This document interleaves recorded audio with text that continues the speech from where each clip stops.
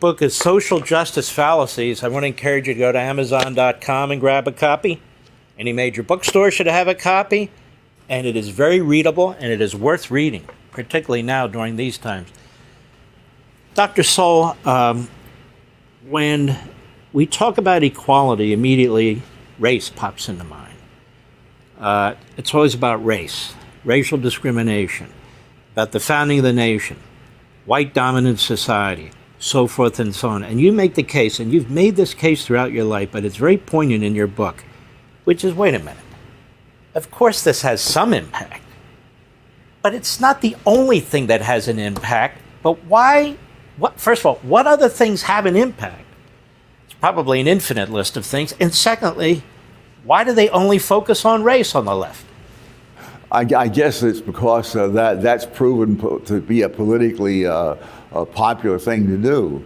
But in point of fact, one of the things that's mentioned in the book is a study that was done by the New York Times, of all people, some years ago, where they tried to show the 10 poorest counties in the United States. And they mentioned which ones they were and so on. It turns out that 6 of those 10 counties had a population that was from 90% to 100% white. Now, in the New York Times, they didn't mention the race of the people, but once they told me the counties, I looked it up.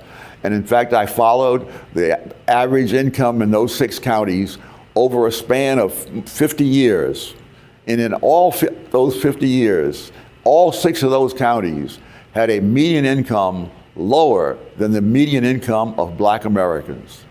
Now, and so the people in those counties faced zero racism because they were white and indistinguishable from all other whites.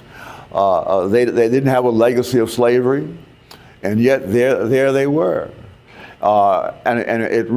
You have to ask then, clearly there must be other things that cause poverty. We can't just assume that because people of a given race have more poverty than some other people, that race must be the reason. But this has become the automatic kind of thing, and I think most people would be quite surprised. One of the things that happens is that behavior matters, and you see that in so many different ways. For example, I think most people would be surprised to learn that despite the fact that blacks as a whole have a higher poverty rate than whites as a whole, black married couple families have for more than a quarter of a century, every single year, had a poverty rate under 10%. And in most of those years, the national poverty rate was not as low as 10%. So it's not and you say, well, this is due to institutional racism. In that case, does that mean that the racists make an exception for blacks who are married? I mean, do racists either know or care whether blacks are married? None of these glib explanations stands up to the slightest empirical study. And let's talk about this when it comes to minorities generally. You have an Asian population in this country that achieves a lot as a group, intellectually, education-wise, and they are discriminated against by these Ivy League colleges, by Harvard. We just had a Supreme Court decision and so forth, the way Jews were 100 years earlier, by Harvard, Yale, Princeton, and so forth. So the people who push this race issue, is it that they really care about black people or Asian people or Jewish people, or is it that it's just another wedge issue to try and destroy this culture and destroy this society? There are some people who are both. Some really believe it, and I feel sorry for them. But there are some who really don't care. If it gets them elected, that's what matters. And this is one of the tragedies of trying to politicize race. There are so many fallacies that it's hard to even know which one to take up. But for example, the great narrative is that blacks rose from poverty, got into professional occupations as a result of the 1960s social welfare programs.